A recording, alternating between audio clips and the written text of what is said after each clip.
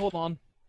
Hello, Internet! It is Friday. It is 7 p.m. I'm Sneaky Devil. That means this is Fanfiction, Contempt Theater 9001.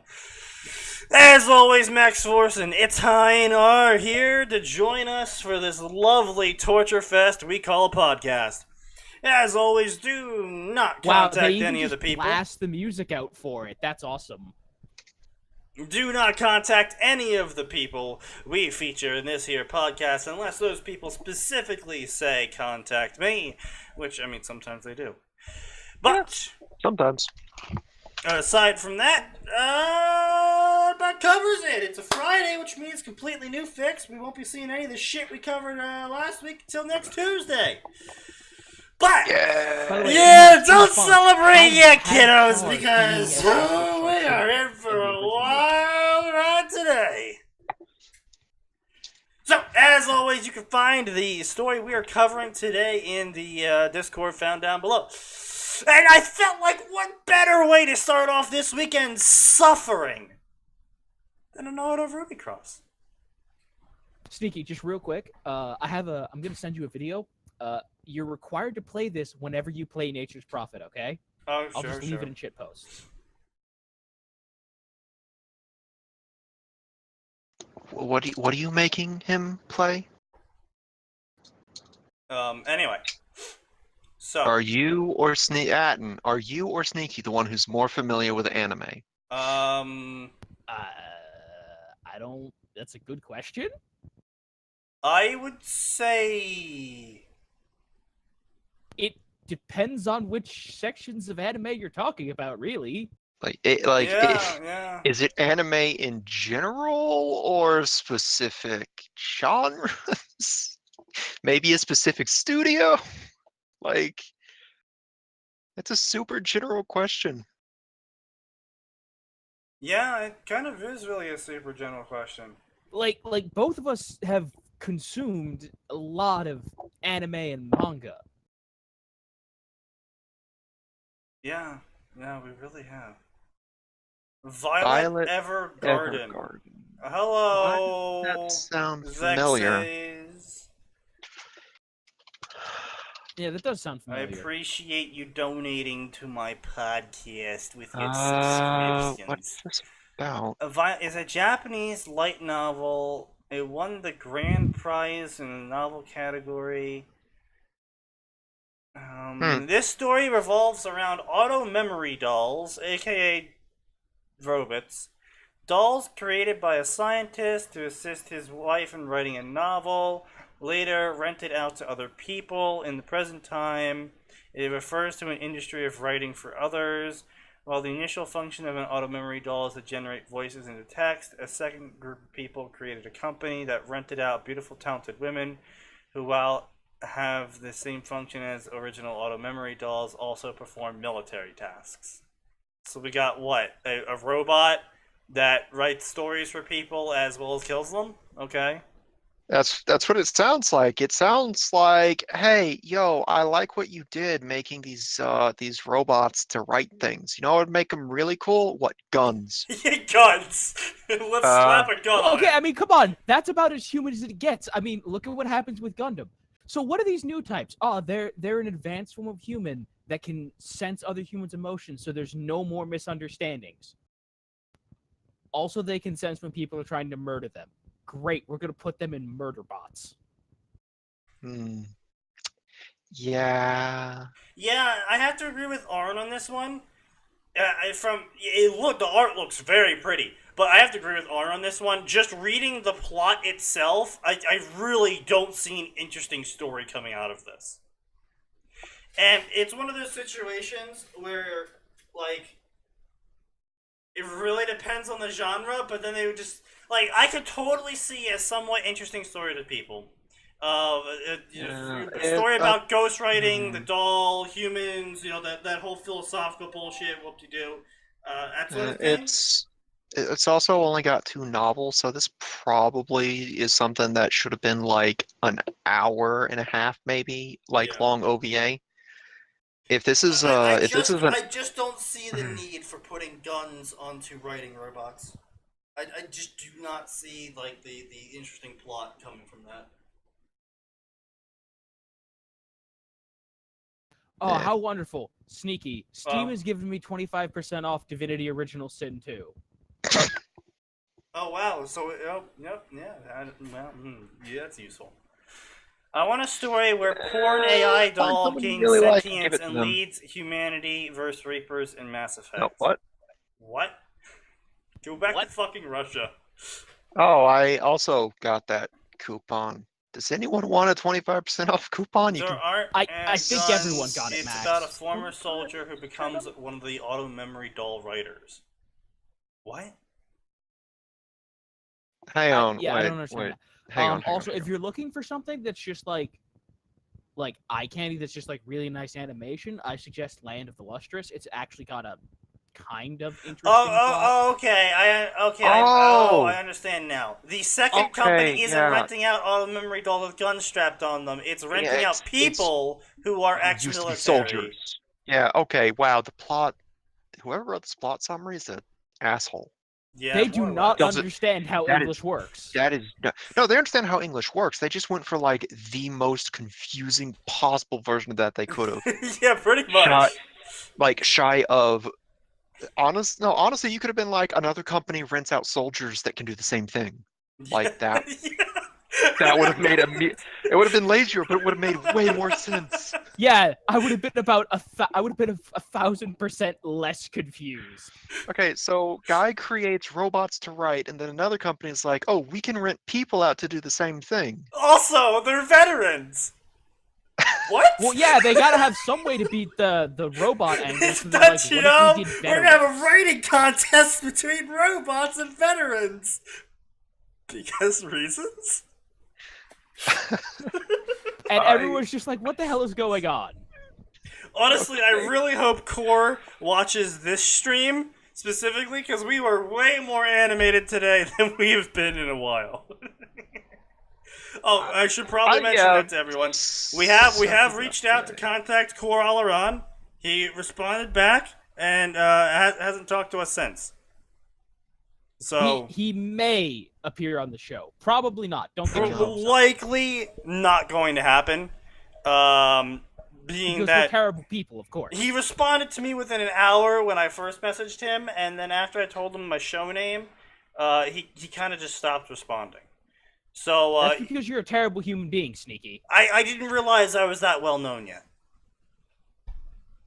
Well, that or like he got hit with a lot of work. Yeah, I'm not sure if you've noticed, but whatever company he works for has this odd habit of dumping a lot of shit on his shoulders at once. Yes, I've noticed that quite severely. Anyway, so we've distracted and derailed ourselves. I think, is it really even derailing if we haven't even gotten on the rails yet? I'd argue it's not. No, that's fair enough. All right, so let's get on those rails. Ruby, Kitsu, stay no Reaper. Destiny decided to give Naruto a second chance to live life after he freed himself of his fate by fulfilling the sage's prophecy and dying at the hands of his best friend at the young age of 15. Of course, something had to go wrong during the rebirth process, and instead he's warped into remnants dimension with a lot of repercussions. Fox, Wolf, Fauna, Scythe, Naruto, Harem, Blake, Maine. You okay there? No, there's no Boy, I heard a lot punctuation. of things that I'd rather have not heard. There is no punctuation in that fucking summary. I would just like to point You are that correct. out. Svedka. Oh, good. Right. We have the author talking to the. Oh, okay. No. Okay. It's not the interview crap. Okay. Just an author's note at the top. With the On font, a whatever. Oh, thank you, Zex. This should be good. I'm gonna take a peek at what Zex just linked. Oh no. Harry Potter, first year celebrity. Oh no. Oh, it's a humor. Okay. So- Well, we'll look at that in a second, I suppose. Yeah. Maybe it'll actually be funny. Author's note: Hi, I'm Jasmine, and this is my first fanfiction ever, and in my attempt at a Naruto Ruby cross. Okay, look, if this, you really, this is not a good. Naruto and Ruby cross decently. do try to make things. I mean, like, clearly the story is popular. It's got fucking 2,000 favorites, and I kind of died inside looking at that. Sorry you died inside. Yeah. Every single time that seed of life springs up in me, it's just humanity finds a way to kill it. Anyway, Yeah. I mean, I can say something that'll be far more soul crushing to you. what's Go that? ahead. Let's hear it. I'm hooked back on Warframe. Yeah, I figured as much. You do that sometimes. Oh, why is that? That's not soul crushing. We don't care about that. Because Oh, Max is no. a Warframe whore. It annoyed Sneaky It so ignores me much. significantly. Like, I ended up ignoring him for a solid 2 weeks because of Warframe. Or Well, something like that. Yeah. Oh. Yes. Yeah, he does that. So it kind of annoys him. Though he's had fun in it. I would rather have a Ruby in Naruto-verse story. While that would be interesting, unfortunately, there's a minor problem of, well, the reason why Naruto-verse into Ruby is really, like, better. There's a lot of people in the Naruto-verse that can basically one-shot everyone in the Ruby-verse. Yeah. Like, Yeah. fucking Aruka could probably beat Team Ruby. Well, no, I mean, it depends. Not really. Considering normal speeds, like it's supposed to be like fucking ridiculous speeds actually that like people can run at, and so they'll all be used to Ruby, and I mean yes, a bullet goes a bit faster than a kunai, but substitution jutsu, and they only have so much ammo, and there's no way to make more ammo in this new universe.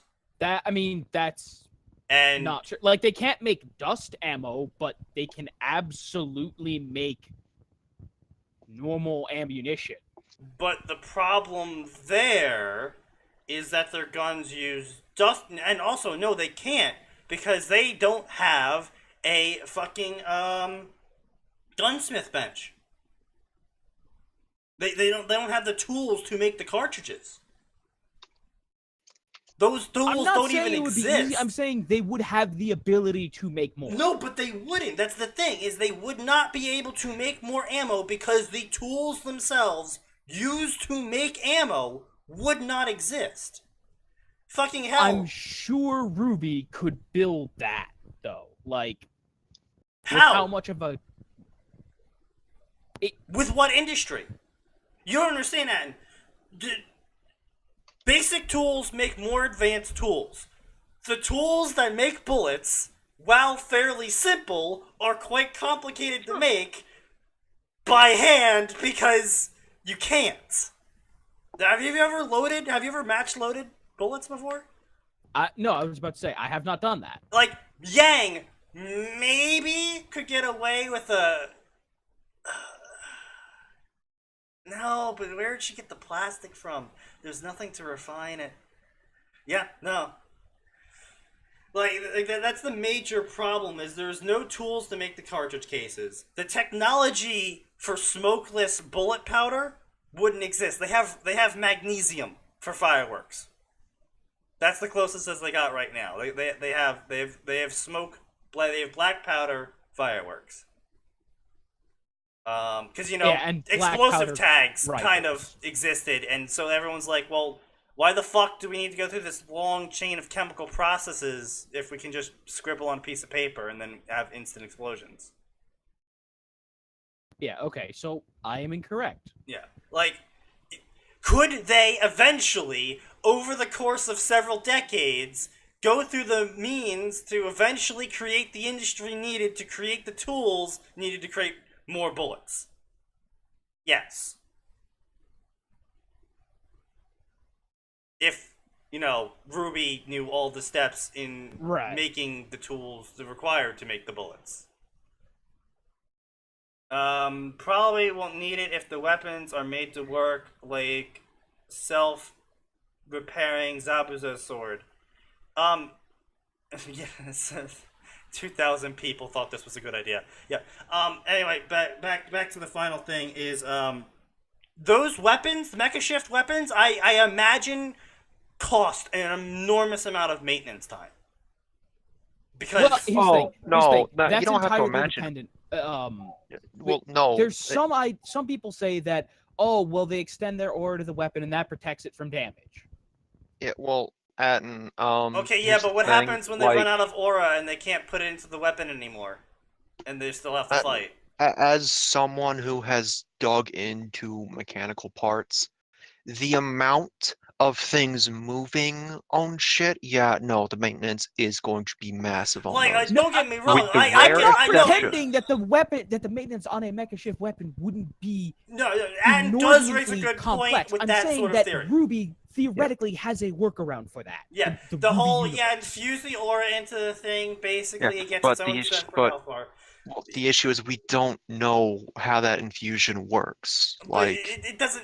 That's just the hand. That's just we're at the hand wave stage. We're not delving into the lore stage. We're just at the hand wave. Okay, they put aura into the weapons, but like, so they have durability increase. at least Naruto explains what happens when you channel chakra into stuff. It makes it sharper. I am aware. I am aware that Hmm. Rooster Teeth is really shit at writing anime. Everyone's aware of this here. They just need to explain things better. That's all. Explain things better with more action. Because remember the last 2 seasons? They explained a lot of things. Yeah, I mean, season 5 had some pretty good action scenes. Yeah, right at the fucking end. Yeah. And then they didn't give us the conclusions we wanted. Yeah, they blue balled us. It's like, really, guys? But Really? no, I can't imagine most mecha shift weapons are built with the idea of not having the technology to repair them. Well, yes, I fully agree with that. But in theory, they have their hand wavium. Yes, but again, that only works as long as you have aura to put into the weapons. And I can only imagine someone shooting fucking boulders at you would degrade your aura quite quickly when you're trying to defend. Yeah, but then they'll against that. just move out of the way. Like, I'm not saying they're as fast as ninjas, but I am saying that they are much faster than your average human. Yes, that is true. However, the problem there with that, Atin, is that those boulders are effective against ninjas. Which means they are moving faster than some ninjas can dodge. Which means they ain't dodging those boulders. But we don't know the relative speed. Like, that is because true. Rooster Teeth explains nothing. Yes, that is true. However, we do have the classic, they disappear into fine lines and then teleport behind you and say, you're already dead. Levels of speed in Naruto. Yes. And Kishimoto did in fact say people can move as fast as lightning bolts, and in an interview did say Naruto can move as fast as lightning at his highest, attainable form. I thought he was able to do that at Sage. No, that was lightning speed. Like, we're talking about light speed as like Okay. voop, voop. Yeah, no, I thought the light speed thing was at like Sage. mode, No, but Sage is that fairly low on the totem pole, all things considered. Compared to his That's other a modes. dumb thing to say, but Compared not to that his you're dumb other for modes. saying it. Yes. Boulders Gate, lightning speed boulders. Yeah, the rule of cool kind of does backfire on Ruby like that. We're actually kind of staying on topic here, not wanting to read this story. Good job, everyone. Back pats all No. around. This is all related to the story. We just don't want to read it. But it's the same problem that pretty much anyone would have moving from one era to a different era. Even if you took a modern day soldier and moved them into the future era in space travel and shit. Like in Mass Effect, for example, where the fuck are they gonna get the tools to make bullets? Oh yeah, no, like they'd have to go to like an antique shop. Not only that, no, they wouldn't even have to go to it. Like, that wouldn't exist anymore. Like, No, that's what I'm saying. It might exist in like a crazy person's collection. Now, to be fair, it would probably be a lot easier to just go to like some sort of fabricator location, and if you knew how the tools worked, you could like have them fabricate it, and then you could start the process of making more bullets. Well, no, but if they've got a fabrication station like that, just tell it to make the bullets at that point. But yeah, I mean that really depends. That's like I'm talking about the differences between like Mass Effect to Star Trek. Like Star Trek, you could do that. I'm talking about like Mass Effect, where it can like make simple things with the Omnigel. Right. Well, but yeah. Okay, Anyway. and this is gonna sound crazy, but all things considered, for something with the precision of like an Omni tool, a bullet is pretty simple. Given that, Except for the chemical components. Yes, you'd have to be able to feed it the chemical components, but the actual precise input of them would be child's play, given that on the fly it can create attack robots. Very short-lived Yeah, robots, but those are hard light made out of Omnigel short-lived attack robots. Yeah, I know. I'm just saying, like, if you had, it clearly has a method for dispensing the chemicals. So as long as you fed it the proper chemicals, making a bullet would be relatively simple for it, all things considered. Yeah, again, that's the sort of like we have to delve deep into the lore discussion to argue that one. I should be shocked that this is popular. Then again, my shit's popular. A bullet's fairly short-lived too.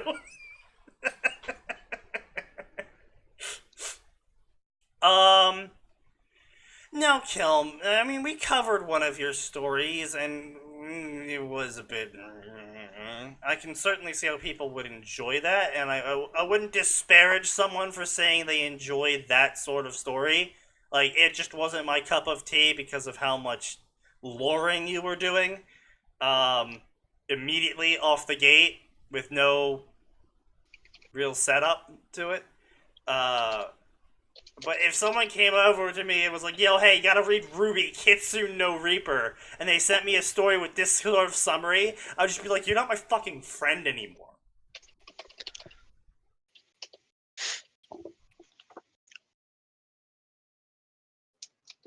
Well, Ryugi is a special case. I despise that man. You seem to make a lot of exceptions for this Ryugi guy. Naruto is 15, blah blah blah, and Sasuke... Arn's taking shots. Implying Sneaky ever had friends. He isn't wrong. I mean, yeah, I guess at best I'd call Sneaky an acquaintance. I mean, honestly, I have seen Atin in real life, and it was pretty much at acquaintance level. I haven't seen Max in real life, so as far as I'm aware, he's just a really animate optical illusion. No, well, no, we've had a video call or four because Trios kept pushing. Well, no, and there was the time we did anime Contempt. Although you didn't see. Yeah, but he was wearing a gas mask. Yeah, but that could have just been a really good optical illusion. That was actually a mannequin I had set up with wires and animatronics. Until I punched him in the dick. Okay, alright, I am you never haven't punched me in the dick. Yeah? But you're certainly real. I've played enough Dota with you to realize that you're a futile human existence. Max and Atin are just sneaky, but not drunk. Yeah, I've actually invented time travel. That's why you only see them super rarely. It's because I have to go back in time. Anyway, so this is a blah blah blah. I try to keep everyone with their original personalities, but everyone's going to feel a bit out of character due to Naruto's addition. And see, that's the thing. They're not going to be out of character if you explain their character.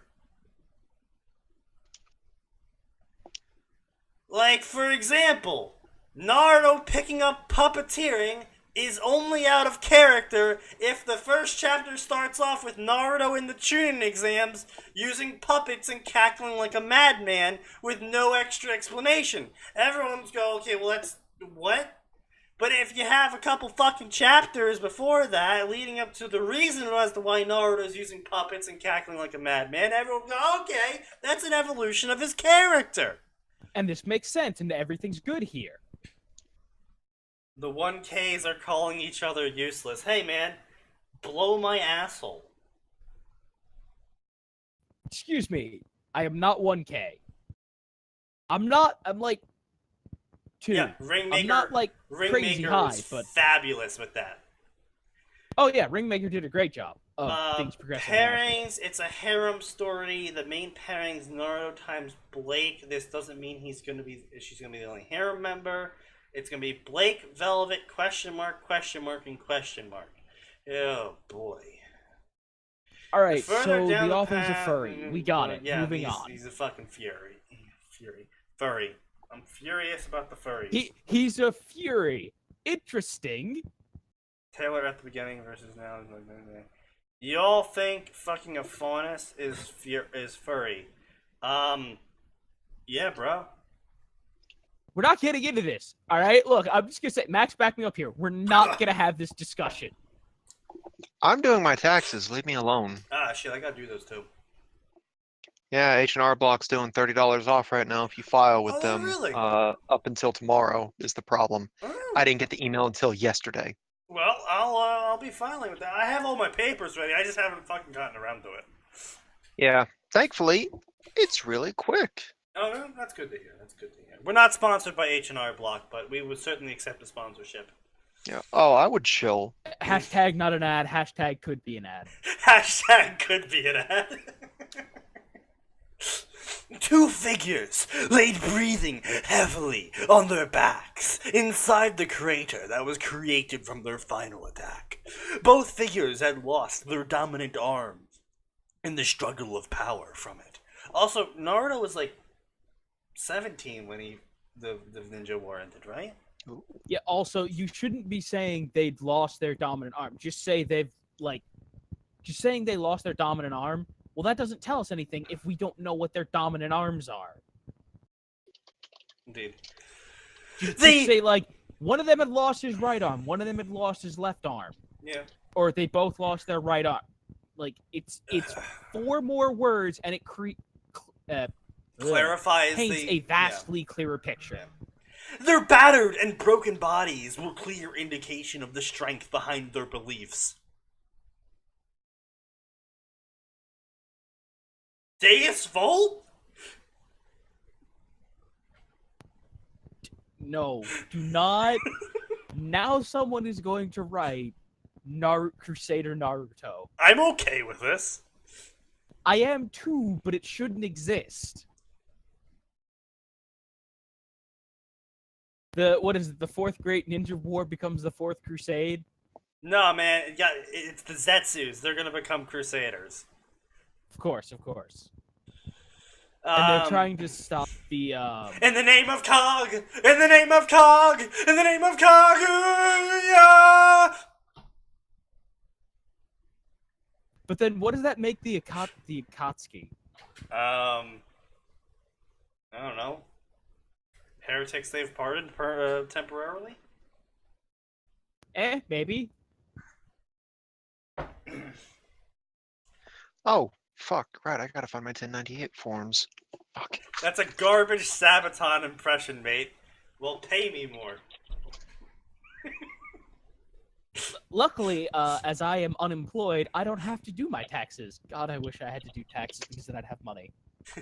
They're battered and blah blah blah, even though their beliefs clashed behemothly against one another.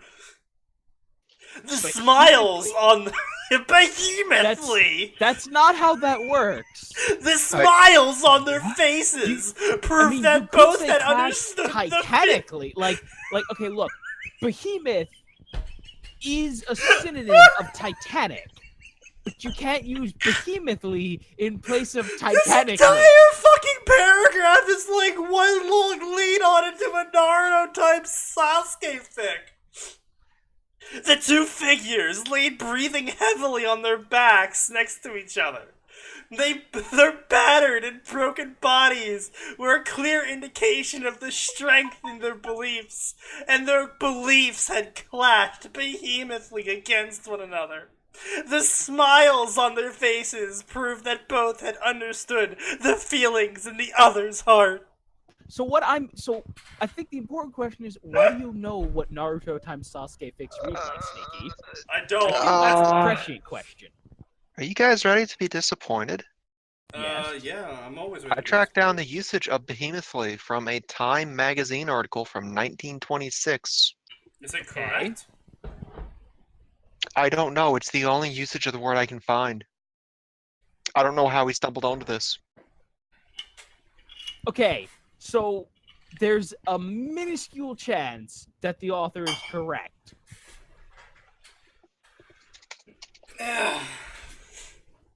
Naruto! The raven-haired teen exhaled. The pressure. I'd like to point out, Sneaky did not answer my question. Let the record show. Hey, fuck you.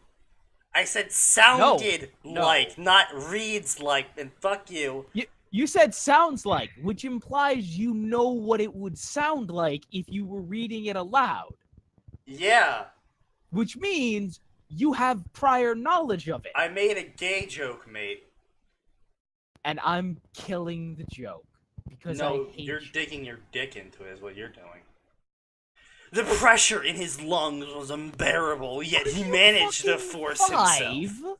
Yet he managed to force himself to speak to the blonde teen inside him. I'm sorry, beside him. Oh my god, you are like 5. The blonde. What was that about hoping Core sees this one, you dumbass? Said blonde merely tilted his head towards the raven-haired friend. The clear visage of his triumphant grin stained only by the blood that seeped from his busted lips. Can you seriously give it a rest? It's annoying. I'm sorry. Jesus Christ, you're like, you are a fucking child. Yeah, I want to point out that 2 of the 3 people on this show are not assholes. Oh, I didn't realize we no, had 4 people on this show. if he's looking this show like present or future, he's already given up before this point. It's a possibility. It's a possibility. What, Max? I just found out Hamachi's been on for like the past 4 hours. I haven't touched Hamachi in weeks. Yes, Sasuke. Go tell her. Naruto replied with a grimace. Everything inside him felt broken, but the adrenaline that had yet to fade helped keeping the pain away. The raven-haired boy stared at the blonde's grin, the beginning of one starting to form itself on his own lips. Naruto, for all his faults, had wormed his way into his heart. Come on! I'm not even trying anymore! Jesus Christ, author! Look, you have fun making lowbrow comedy jokes. I'm done! It's the author now! You know darn well it's the way you set it up at the beginning that's making it sound like this. And Sasuke had to admit that after everything they've gone through, their friendship, as Naruto called their relationship, was real, and there was no need to deny it anymore. Alright, never mind, the author... Alright, no! You No, see the my author's doing point! this on purpose. You see my point! Having read that line, I'm gonna have to admit you've got a bit of a point here. It physically pains my soul to admit that, but I'm a better man, so I will. Thanks, whispered Sasuke. With just that one word, Naruto understood perfectly the feelings of Sasuke. Fucking end me. He had always thought of Sasuke as his brother and his best friend, and the feeling was finally reciprocated. It was nothing, Teme, Naruto replied with a smirk. Now also, I want to point out, the author has been forgetting punctuation routinely at the end of their quotes. Yes. Now that the adrenaline was finally wearing off, he noticed how cold and how very unresponsive his body felt. He could barely keep his eyes open. Sasuke, however, snorted, and the motion made him spit some blood. only the knucklehead of his friend would call 3 bloody years of constant fighting with godlike shinobis and a goddess nothing. The image of the loud twerp that Naruto used to be, and comparing it to the actual Naruto, made Sasuke snort again. There were several differences, and he had grown, yes, but what made the blonde so special was still the same. Okay, also, author, I feel like this is an author that just discovered the secret that guys can get over any problem by beating the hell out of each other.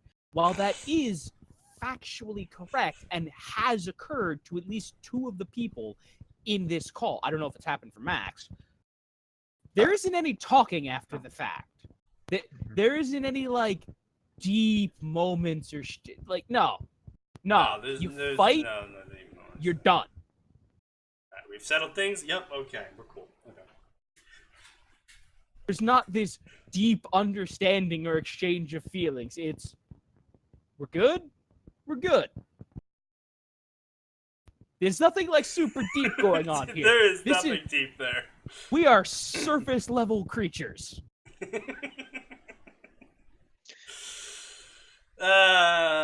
True. I think you will be a great Hokage, Dobi. Second best to me, Sasuke said with a smirk. His desire of becoming Hokage still shone brightly in his chest, despite knowing that Naruto would be better than him at it. The raven-haired boy turned his head to the side in the direction of his best friend with a sincere smile. A smile that disappeared as soon as his gaze fell upon his best friend. Naruto was laying on his side facing in Sasuke's direction, his left hand slightly outstretched, almost as if he had been trying to reach Sasuke. His eyes were half-lidded, but the light in them was dulled. His skin had paled, but what really scared Sasuke was that Naruto wasn't breathing. Naruto? Sasuke's voice cracked as he called for the blonde, fear creeping into his soul. Dobi! Don't play jokes on me! Sasuke added with a bit of hope in his voice, but it died when Naruto didn't give any sort of reply.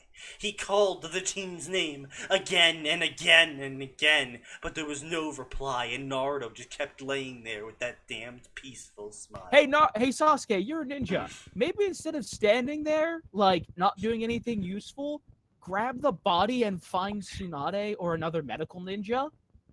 Just a thought. That would be intelligent. Susuke felt tears escaping from his eyes as he crawled towards his best friend. His body trembled as he moved, not just because of the pain his body undoubtedly was in, but because of the fear that had gripped his soul. With trepidation, Sasuke placed his hand on top of the blonde. Trepidation, you moron. Trepidation. Placed his hand on top of the blonde chest, hoping for any good sign, but there was no heartbeat. Naruto had died. A wail escaped the raven-haired boy before he hunched over his best friend corpse. His best friend corpse? His Whose best corpse? friend corpse. They gonna go drinking later? I'm sorry. That just makes it. Now I'm just imagining Sasuke Me weekend and at Bernie and my Naruto best into friend the corpse doing things together. Let me finish my classic movie joke, damn you. Go ahead.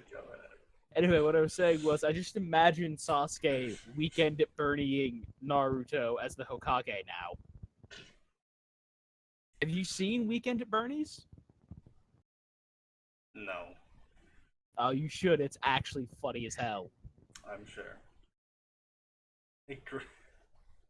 So, Kilm, you should totally tell Core to totally come on our podcast and do a behind-the-scenes interview with us.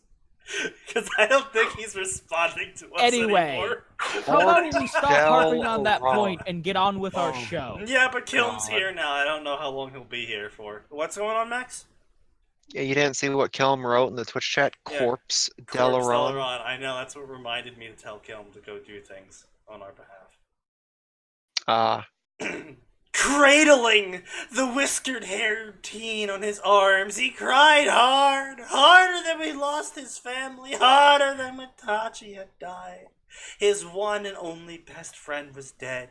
With a heavy heart, Sasuke swore to the body in his arms that he would accomplish their dream. He would become the best Hokage the Elemental Nations would ever see. He would bring peace to the world, all in the name of his one and only best friend. Okay, listen, I'm pretty sure Sasuke's definition of bringing peace to the world will be everyone's dead. I mean, it would work.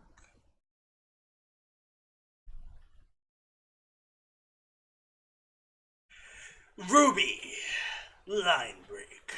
Naruto blinked several times. He could have sworn that he was looking at Sasuke a second ago. Frowning, he looked around to find himself stranded in a freaky, weird place. What was supposed to be the sky was completely white, with no clouds in sight. His eyes traveled downwards, finding absolutely no sign of life in the vast emptiness of whiteness that he now found himself in. His gaze continued downwards until they fell on his feet. Where the ground met his sandals was a pool of darkness. Curiously, he raised the foot and placed it down a bit further away, and surely enough, whenever he placed his foot, the pool would accompany it. Freaked out, he decided to start walking, or at least he tried to. Alright, hold on a minute. This is literally at the end of the Ninja War. Would anything qualify as weird and freaky to Naruto after this point?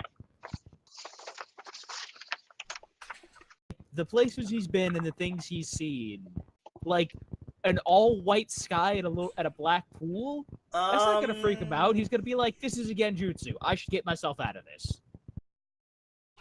I don't know. Also, we lost a couple people. How unfortunate. That's because you're an idiot. I mean, probably. Anywho. Let's see, where were we? He could see himself moving, and he could feel himself moving, yet at the same time, it felt as if he never moved from his original spot. What is this, fucking waiting for Godot?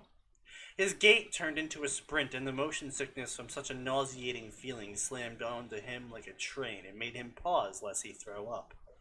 This fucking is waiting for Godot, Jesus Christ. The moment he recovered his breath, dark tendrils shot from the pool and took hold of Naruto's ankles. What is this fucking... Why is... Okay, Suddenly it's Shadow of the Colossus. He panicked and tried leaping, but only got the same feeling of moving, but not moving at all, and the tendrils kept pulling in the blonde into the pool of darkness. The prophecy has been fulfilled, young Naruto Uzumaki. The ominous voice resounded throughout all the place, and the power in it brought shivers down the struggling teen's spine. You've been freed from the destiny set upon you. As such, we have decided to give you a new life as reward. It is yours to do as you wish once you're reborn in this new world. Oi! What do you mean, new life?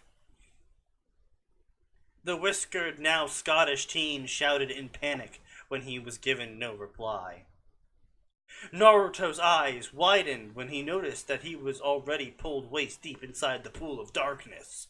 He started struggling again to no avail until he had the bright idea of using his Kage Bushin Jutsu.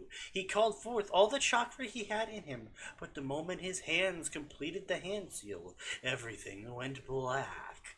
Goodbye, Naruto. Thank you.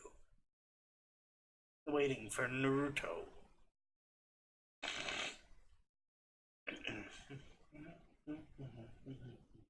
So we've gone from YOLA to tentacle porn. I'm finding plenty of degeneracy, but not the things I was expecting.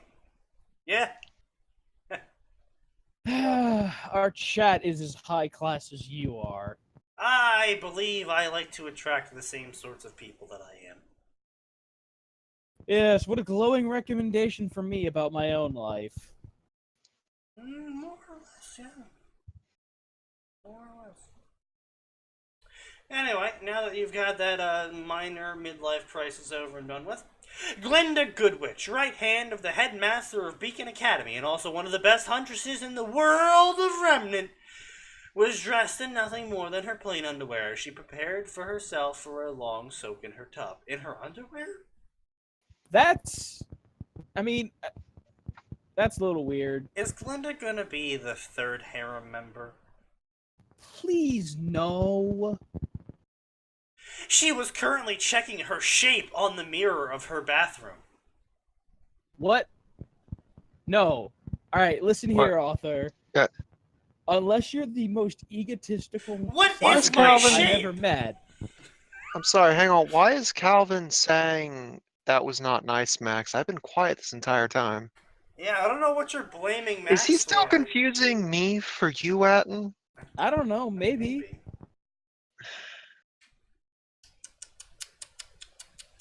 Just for that, Calvin, I'll be doing a Star Trek story next. You're a terrible human being. She was checking herself out in the mirror of her bathroom, being a tall woman with hourglass figure that any man would find himself drooling for. She idly wondered why she was still single.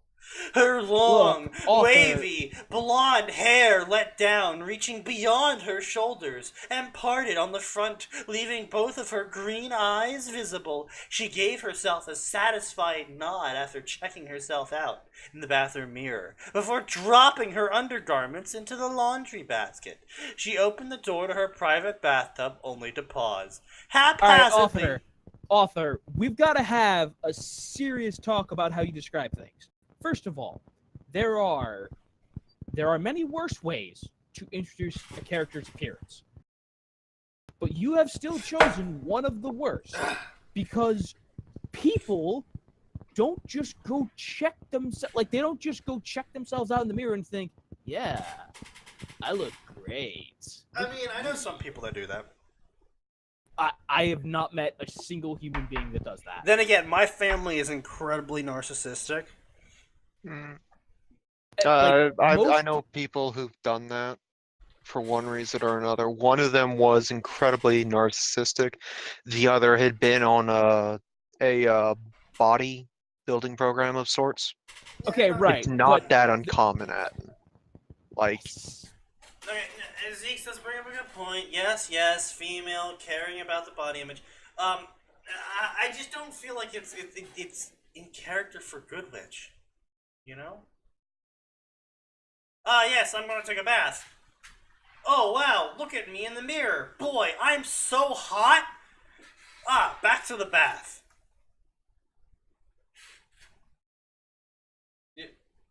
Am I the only one here who sees a minor issue with that?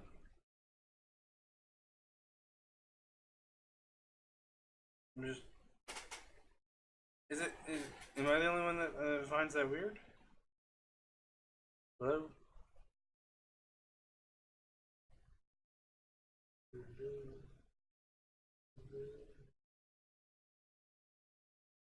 Apparently everyone died. Oh, hey, you're back. Hello? Poke. whoa. Alright, I'm back. What happened? Okay. Wow, what just happened? Okay, that wasn't just me. I am unsure as to Oh, what you're has so occurred. loud. Shut up. You asshole. That's it. I'm leaving you on 0% for the rest of the show. How much of what I said actually got through to you then, Atin? I don't know. What were you saying? I heard you saying it's not that uncommon. Okay, And that's like the last thing I heard from you. Okay, good. It cut out at the end of my mini rant. Good. Thank you, Discord. You're not completely useless sometimes. So as If you I cut was off my saying, other mini rant, which was, author, you don't need to tell us it's a private bathroom. Bathrooms in someone's, like, if someone's going to take a bath, that bathroom is assumed to be private. no. Specifically If state someone otherwise. is walking naked to the bath, it's a fairly good, reasonable assumption that it's a private bathroom. Yeah, that's what I'm saying. I'm saying they don't need to tell us that. Oh, well, this isn't Pooh in the Loo land, bro. Anyway, I don't know if you guys caught me saying, I don't think Goodwitch is the sort of person that would just walk up to a mirror and be like, yeah, damn, I'm so hot, I could get a guy anytime I want, and then go take a bath.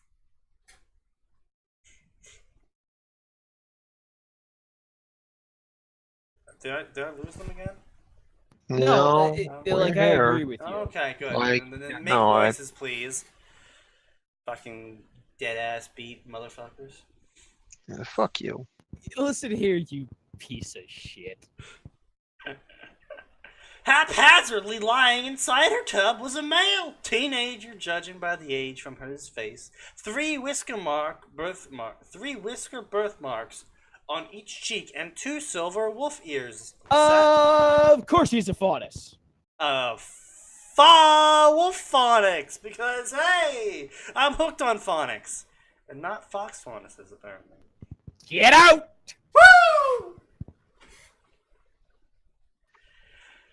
This author could use some hooked on phonics training. Sun-kissed blonde hair. Oh, are you ready for the YA? Is everyone prepared for the YA? Sat atop his sun-kissed blonde hair. His face was contorted in a grimace, and he had both arms crossed over his chest as he doubled over and trashed in pain. She regained her wits seconds later, quickly moving to the teenager and examined him much closer this time. He was naked. His body was filled with cuts all over and right in the middle of his chest, only slightly hidden by his arms. She could see a fist-sized hole. Her mouth dropped in shock as she spotted another fist-sized hole on his belly. Alright, Shocked. so author, I understand Naruto is a ninja, but ninjas do bleed in a way that is at least remotely similar to humans.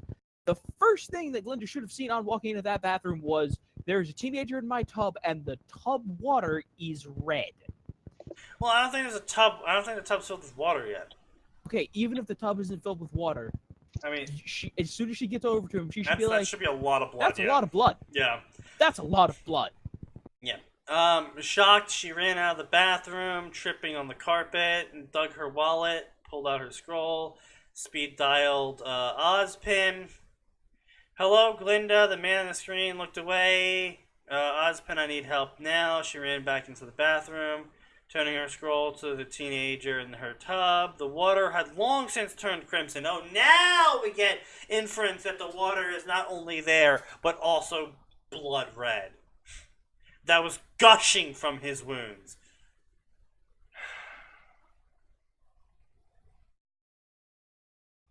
Okay.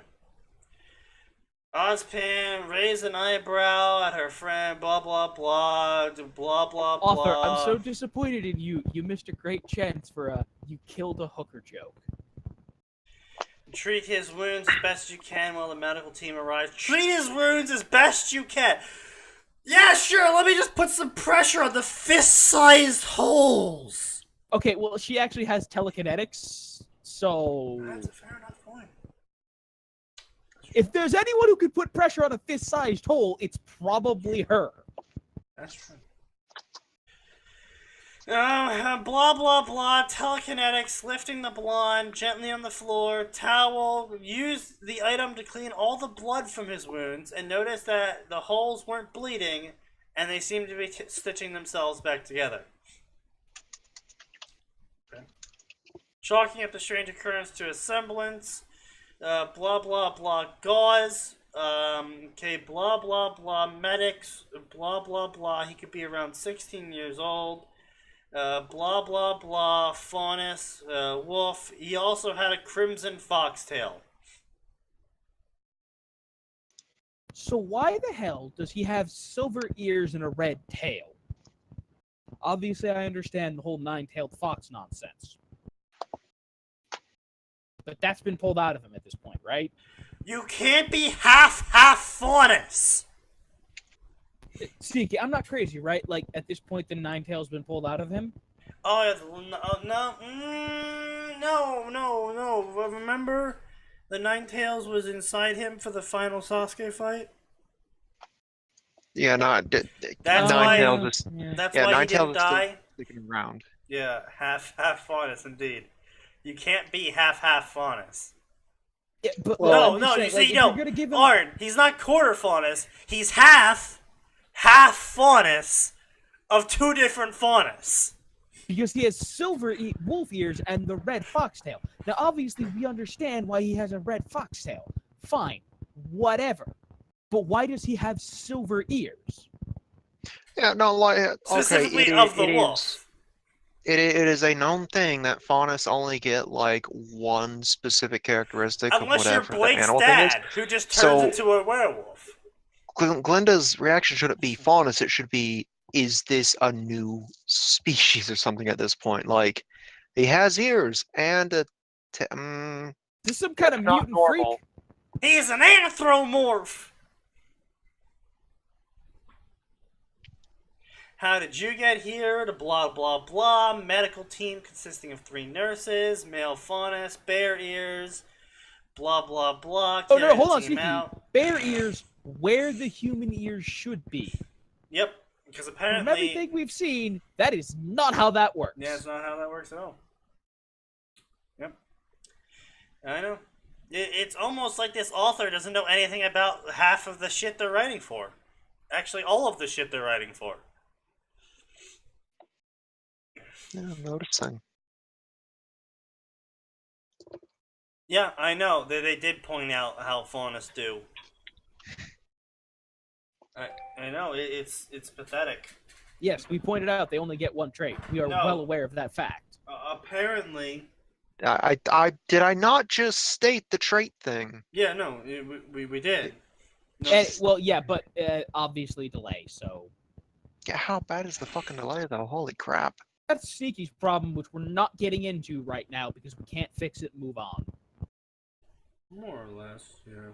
I don't even think it's Sneaky's problem, because whenever I occasionally pop on the stream audio just to be sure things are still going through, it's Okay, like a yes. 2-second delay for Yes, me. Kiln, the world building and lore is not very solid, but this happens to come from one of the things they did. This came from a World of Remnant, the thing where they were like, we're trying to nail down some lore for y'all. Yeah. So that's Fucking about bullshit, as Bob. solid as you can get Right there. with something this loose.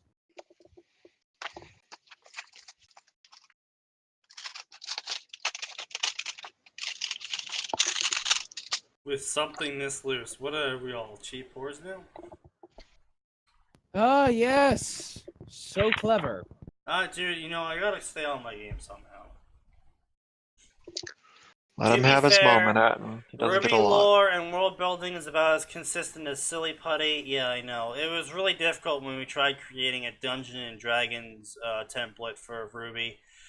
We put a lot of effort into that. That did not go well. No. I really liked the idea though, but Oh yeah, no, like making a tabletop game of it is it's great. It's a fantastic idea. But there's just too many hassles.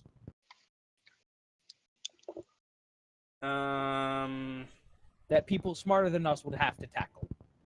with the exception of Aura, they tend to be very consistent. No, Ruby's been a bit inconsistent before, outside of Aura. There's been some other parts where that's been just like, why?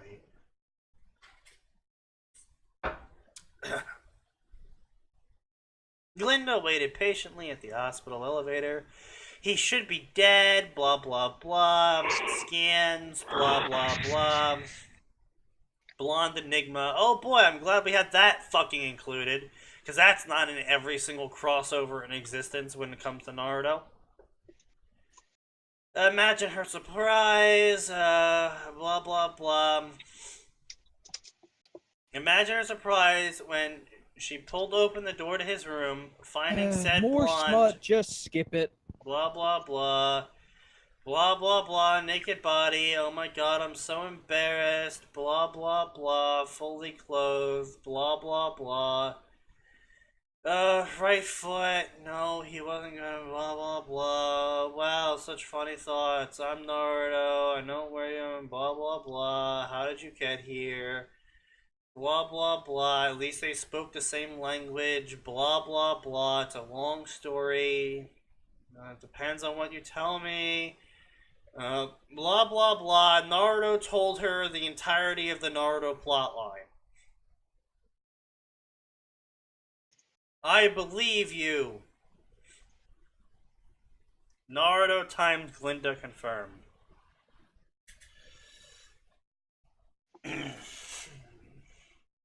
Alright, see you later, Calvin.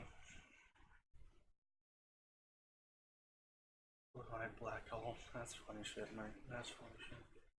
I had a dream that someone would be awful, but no, dreams are crushed. Anyway, yeah, so back to the story. Blah, blah, blah. They talked around. Blah, blah, blah. Strange bond between the two. Blah, blah, blah. Blah, blah, blah, blah. Middle-aged man. It's Ozpin. Hi, I'm Naruto. Ozpin, did you get the thing? Yes, he's legally your brother now. Okay, so that cancels Glinda times Naruto. Naruto is No, now it doesn't, Sneaky. No, it doesn't. This is fanfiction. You know darn well that just because they are now siblings, that doesn't cancel anything.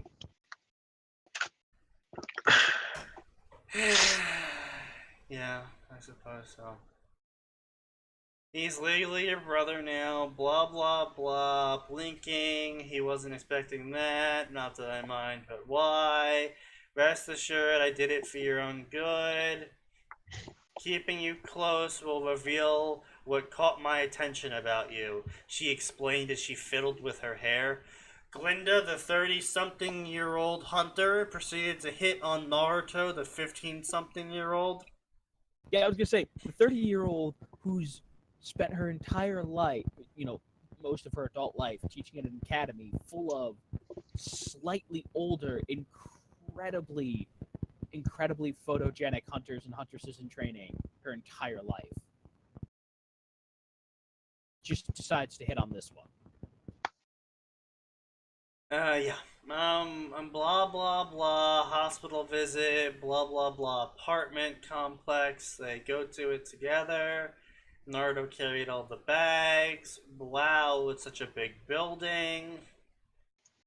Naruto was surprised, mind you. He wasn't gonna show it. Naruto was shocked by the elevator. Welcome to your new home. He's crying. That wraps up chapter 1. I notice people always point out about the inconsistency of missing one hand and having it in the next scene. Hello? Physical world doesn't equal the dead world. Yes, it was totally intentional. This chapter foreshadows everything that happens and later on in the story. I know some characters feel out of character, but I tried to keep the core of what makes each character themselves. Do you remember that this is my fanfiction and everyone does what I say here? Hope you enjoy the chapter and read more of this.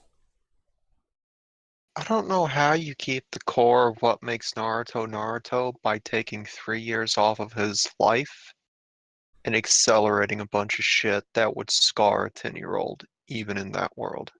Yeah, I'm also really confused as to why, like, okay, he's 15. Does he, like, want to put Ruby in the harem? That's why he made him 15? Because, like, Naruto's, like, 18 at the end of the war, which would make him the age of everyone else in Beacon, which would make it also legal for Naruto times Glinda, and pretty much Naruto times anyone else in the world according to local laws. I mean, depending if Vale's Georgia or not, it may even be 16, you know? Like, in all honesty, you could have just been like, oh, I'll just make him 17. Yeah, like, okay, that's knock a year off, that's fine. I mean, you're fucking resurrecting it, like you could have at least gotten Naruto's age correctly. And it could have been like, oh, he died at 18, And then he Yeah. went to the spiritual world, and in the spiritual world, God was like, yo, hey, we're giving you a new lease on life, and we're going to skip that whole being born thing. We're just going to drop you into this world as an already aged individual with no past. Hey, that Also, whole you're thing, 16 now. You know, like you could have at least stayed consistent to the canon until you had the opportunity to change the canon, and not just change the canon outright. Like, fucking Christ. This entire story could have worked so much better in the first chapter, at least. I don't know how the rest of the story works, but the first chapter could have been massively redone to follow more canon, but at the same time be its own thing that's going its own way by not following I also canon. want to say, No, I'm this not is going to something move that we have on. said This is time the and fucking again. point of the story. Show. We've said this time and podcast. again, and we'll continue to say it. We don't have a problem with harems, but harems are very hard to write. I do not recommend tackling a harem as your first. Unless honestly, it's a comedy harem. Romance is hard. Like just romance between just two people can be really hard to write. Like, cut your teeth on like humor. Yeah, honestly. Okay, so Naruto Uzumaki. Okay, so in at the end of part 2, Naruto was 17. Right here on the wiki. Yeah, wait, I thought, didn't they make a big deal about it being his 18th birthday Movie. on the final day? No, movie. That was epilogue / movie. That's technically after the end of part 2. Part 2 ended with Naruto being 17. The end of part 2 was the final scene of their arms being blown off and the whole hand-holding thing, and oh look, they've made up and they're best friends now. On to the next piece of trash. My opinion is that the way to improve this story is to cut out the purple prose mildly. Harems require equal focus. To be honest, one of the only good harems I've ever read is that Bleach D times D fic that never got updated. The Bleach D times D fic. Oh! Shit, Do Me or Wrong? Are you talking about Do Me or Wrong? Because that was good shit. Good shit. Yeah. Good shit, indeed. Alright, so this is what was sent to us by Zeke's On a Trail Switching Tracks. It's supposed to be a humor story, so we'll see how humorous it actually is. Let's bring up everyone's spirits.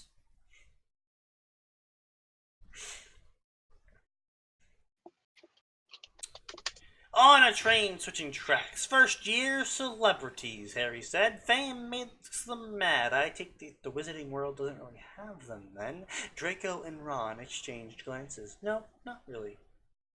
AU. Assorted one-shots and snippets. I just want to make this clear that this is a one-shot. While I'm open to writing more, I'm not going to be writing any more and continue on.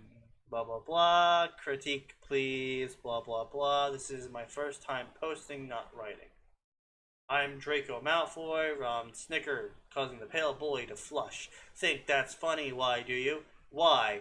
Harry interrupted, looking at Ron. Your name's Weasley. That's not normal where I'm from either. I'm curious. Harry Potter with the shade. I'm curious. Which part do you think is odd? Draco or Malfoy? Both boys just stared at him. Well, Malfoy doesn't sound that odd to me. Anyway, he can hardly do anything about a family name, Harry went on, settling himself more comfortably. As for Draco, that sounds like something that might be traditional, hereditary. It's a constellation, right? And it means dragon or something? Wish my name was Dragon. Draco looks fairly pleased. Ron, still faintly stupefied. And even if he doesn't like it, it's his parents are to blame. Harry continued, since no one else was making any indication of participating, and he was beginning to warm up to the subject. And Draco Malfoy is far, far better than sounding some names other species came up with. Those are seriously considered torching the birth certificate and running away crazy sort of names. To us real people, at least. Anyway. He sat back, satisfied with their reactions, and enjoyed their unaccustomed attention. You mean muggles? Draco guessed cautiously. Celebrities. Muggles that have gotten really famous in the muggle world, usually infamous too, and have been famous for a long time. It does something to their heads, at least half of them. If there was ever a way to stop being celebrities, it's like they die, so they do anything to get talked about. Mad as hatters. Then he shook his head and sat back again. Draco and Ron were now utterly rapt, even if they didn't realize it, and the two big boys at the door ensured that no interruptions would break them. So what do they name their kids? Ron asked with fascination of watching a train wreck or perhaps just alien interaction. They can have them? Harry smiled and half lowered his eyelids, savoring the knowledge he was about to impart. He had plenty of it. It was a great comfort to know the Dursleys were hardly the worst people he could be stuck with out there, but he had never imagined using a real use for it now. Dweezil Zappa.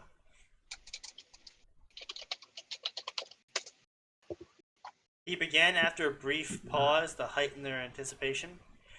Zappa's his surname. Of course, surnames are trickier since most celebrities don't stay married more than a few years and don't even always marry the person they have kids with. Dweezil's sisters are Diva Muffin and Moon Unit.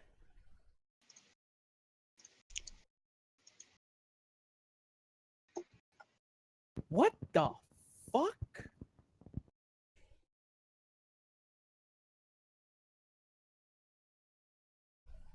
What is going on here? I don't know. There's also Speck Wild Horse, Boggart Che Peyote, and Rocco Coco Pelli. The last two are brothers. Their surname is Rainey. Another boy's is Audio Science. I feel like I'm being bullshitted, but at the same time, in this day and age, I'm willing to believe it. Anyone else getting that feeling? I just don't know what this like. I feel like these are jokes going over my head. I feel like they are, but at the same time. Belatedly, it occurred to Harry that two wizard-raised boys might not understand that one fully. But that didn't seem to make any difference according to their expressions. Now we get to the girls. Moxie Crime Fighter, yup, that's a girl, and Heavenly Hirani Tiger Lily. Her surname is Hutchane. And finally, he drew it out, so long that Draco and Ron both glared at him, still holding their breath a little. At some point, Draco had joined Ron on the bench opposite Harry, without either of them seeming to notice. Harry grinned again, leaned forward towards them. I won't say imagine if you were a girl, but imagine if you had sisters with these names, and what that might make your name, because all three of these are sisters. Little Pixie, Fifi Trixabelli, Peaches Honey Blossom. That's not celebrities, bruv. That's hippies. You're having us on, Ron cried. No one would do that to their kids. That's barmy. Celebrities, he said simply. Fame makes them mad. I take it the Wizarding World doesn't really have them then. Draco and Ron abruptly forgot their reactions to animosity and glanced at one another with the combined alarm and guilt. The Wizarding World's biggest celebrity for the last 10 years was the boy who lived, Harry Potter. And Harry Potter had been raised in the Muggle world, whose celebrities went mad, especially when they'd been famous for a long time. No, not really, Draco spoke first with studied casualness. Some people are pretty well known, of course. But so, what kinds of things are these Muggle celebrities famous for? Oh, all kinds, Harry shrugged. Most singers, actors, anybody popular, someone famous for just being famous, he added thoughtfully. Don't ask me how that works. There doesn't seem to be any logic to it. Then again, there doesn't seem to be logic to celebrities. Really, the only qualifications seem to be having enough people know who they are and be interested in what they do. There's been at least a few celebrities who started out totally not wanting to be one. Draco and Ron exchanged a briefer glance of near panic. Harry Potter was the entire British Wizarding population's world's biggest celebrity, and he could go mad at any time. So, let's both try and get into Gryffindor, Harry. Wouldn't it be wicked to take all of our classes together? Ron blurted out the first subject that came to mind, realizing the necessity of keeping close company with his new friend to provide a further buffer between him and the rest of the world. Of course, Gryffindor is well known for encouraging bravery and things like heroic acts, Draco added meaningfully, fixing Ron with a gimlet stare. Things like heroic acts would only increase Harry's popularity, and making it harder to keep him from realizing he was a celebrity and start actually becoming one. Ron paled slightly and backpedaled hastily. Yeah, now that I think about it, that could get pretty dangerous. Or, well, annoying, yeah. So you don't want to be in Gryffindor? Harry asked, interestedly. Ron floundered, unwilling to say yes, but unable to say no. Different people are suited to different houses. Draco inserted quickly, unconsciously lifting his nose a bit into the air. A flash of inspiration struck. Weasleys are always in Gryffindor, an eye for Slytherin, so you ought to see if you can wind up in one of the other two. Keep it balanced, you see. What are the other two? Harry asked. Draco was too surprised that he didn't know. They didn't know to answer immediately, so Ron explained. Ravenclaw and Hufflepuff. Ravenclaw's for the smart sort. Hufflepuff's for the, He'd never given enough thought to Hufflepuff to come up with something description any other than the Duffers. Oh, Jesus Christ, those are actual people. Was this about actual people? Isley's investigating for us, and he's confirming. Those are... Oh, boy. That is... What are real At people? least Robin Williams was just like, you know what, I'll make my daughter's first name Zelda. Wait, like, that's hang on. weird, but, you know, Zelda's like an actual name. It's that's not been like you used named before. your kid freaking Adolf Hitler. Parents can't do that, at least in the United States. Not anymore. Like, you can write Adolf Hitler on the birth certificate, child services will be like, no, we're taking your child. Yeah, except for that one couple who named their kids Adolf Hitler and the other two generals that were famous. What the fuck are their names? Yeah, and I guarantee you, like, as soon as it came to, like, Child Protective Services was like, you need to change their names now, because this is cruel and unusual punishment for the child. Yeah, they were white trash, so I wasn't surprised. I'm just telling you that CPS is like, no. Yeah, No, I don't think CPS knew about it until they tried to get a birthday cake from ShopRite. That said, "Happy Birthday, Adolf Hitler." Yeah. I realized Adolf was a common name.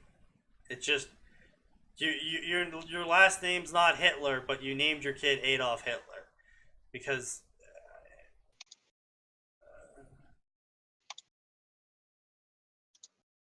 Oh, that's what it was. They had 3 kids. It was the famous Roman general Adolf Hitler and the famous German propagandist. Goebbels. Goebbels, yes. They named their So kid wait. after Goebbels as well. So a Roman general. Sorry, German general. My bad. Oh, so then do you mean Erwin Rommel? Yeah, it was Rommel, Goebbels, and Hitler. They named their kids after those. Wow. Yeah. Wow. Yeah. Bad parent of the year. Yep. Anyway. Yeah, anyway. Now that we're all done being depressed with America, Harry just shrugged, looking mildly surprised. I don't know. I never paid much attention to learning stuff. Just did whatever was interesting. He stopped suddenly and blinked. I could turn out to be pretty good at schoolwork now, couldn't I? Yeah? Ron gave him a look that politely but pointedly suggested that question was crazy. Well, I never tried at home because my aunt and uncle would get mad if I got better marks than my cousin. He explained placidly with more adverbs after a sentence to describe the definition about how he was saying that instead of actually showing it. And he was about as smart as a hippo. It really just clicked that I'm not going to have the same school as him anymore. Does it take anything more than paying attention in class to get good marks and reading some of the textbooks sometimes? Draco and Ron stared at one another. You'll do great in Ravenclaw, Draco said finally, a subtle elbow in Ron's side, ensuring that he wouldn't be stupid enough to disagree. Really? We can help you out with the tricky stuff anyway, Ron agreed, slightly awkward, because he had never been that spectacular of a student, and just suddenly realized he was cooperating with a boy he had taken an immediate dislike to and planned to be in a rival house of. I mean, with having us grown up with magic and all, if that makes any difference. There's a lot of other Muggle-borns around too, though.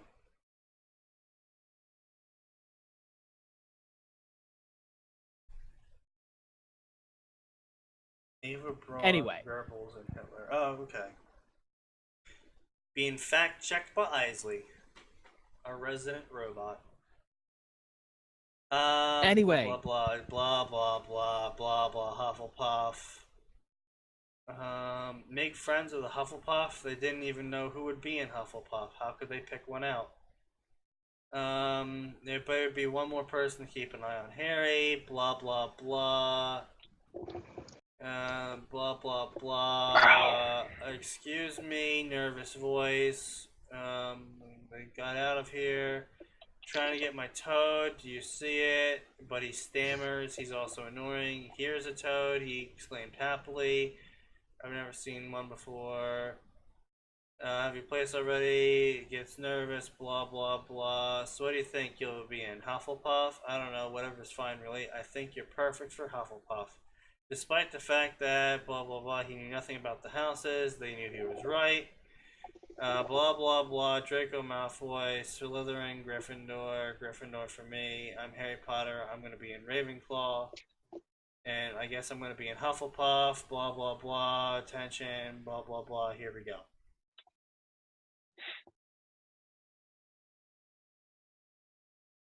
It's amazing about how hi COVID. It's amazing how the fic about switching tracks had no derailing in it at all. Because, I mean, it's not a bad story. It's just, it exists. It's not funny to us. Yeah, I'm not going to, like, run over to someone and be like, wow, look at this funny story. I laughed pretty hard at this. I mean, like, were there interactions, like, amusing? I guess. I mean, look. For me, this just wasn't really that funny. Like, yeah. I have no problem with the story.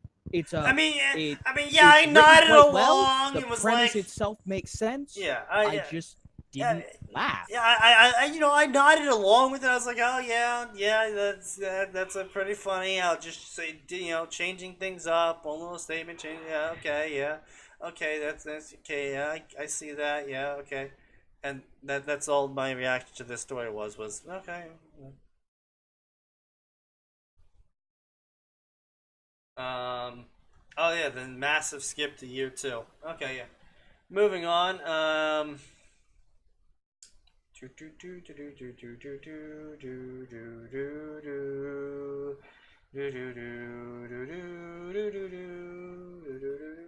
All right, rack up something else. I am indeed doing that right now. I just want to So, make as far as this story goes, I would give it if we're still doing the rating thing, I'd be like, you know what, read it, give it a chance. It's, certainly not bad. Wasn't for me, but it's certainly not bad. Yeah, I mean, it wasn't awful. It just,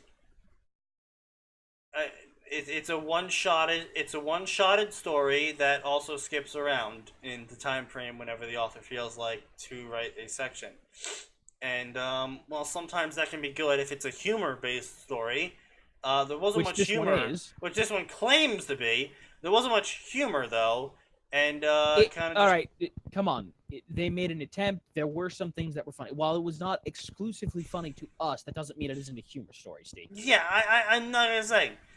Well, we didn't find it funny.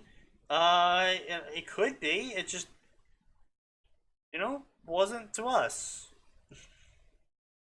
It's been a while since we covered 40K. That's because there's very few 40K, my bro. There's very, very few 40K.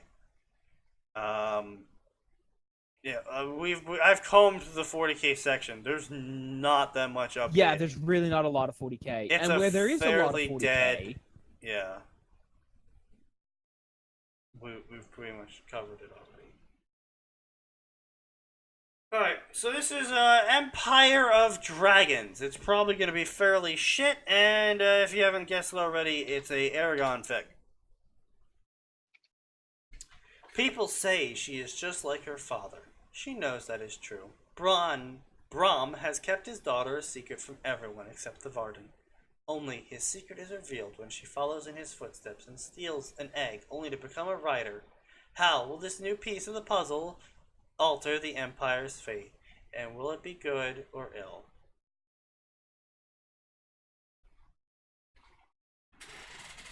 I'm sure we're going to find out. Okay, so to start off, let me just say outright, what the fuck? Let me follow that up with two people, one of them an ex-writer, took all of their strategy, connections, and prowess in the stealthy arts, which they had quite a bit of, to break into the castle that was less defended than it was previously. Than it is currently. Sorry, there we go. Less defended than it is currently. And they barely got out with a single egg. And you're trying to tell me, author, that a daughter of Brahms, who is apparently not known to anyone except the Varden, who can't help her due to being in a fucking mountain across the continent, snuck into the now more secure castle and stole another egg. Yeah, sounds about right.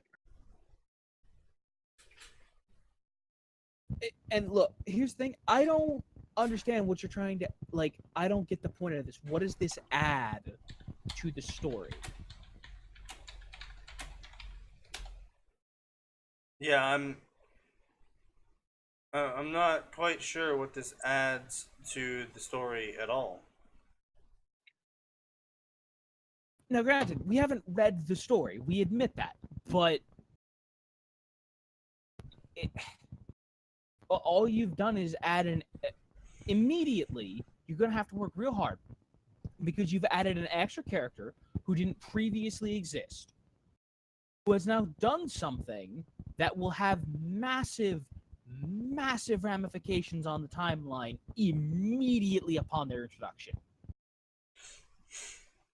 Yeah, it's just...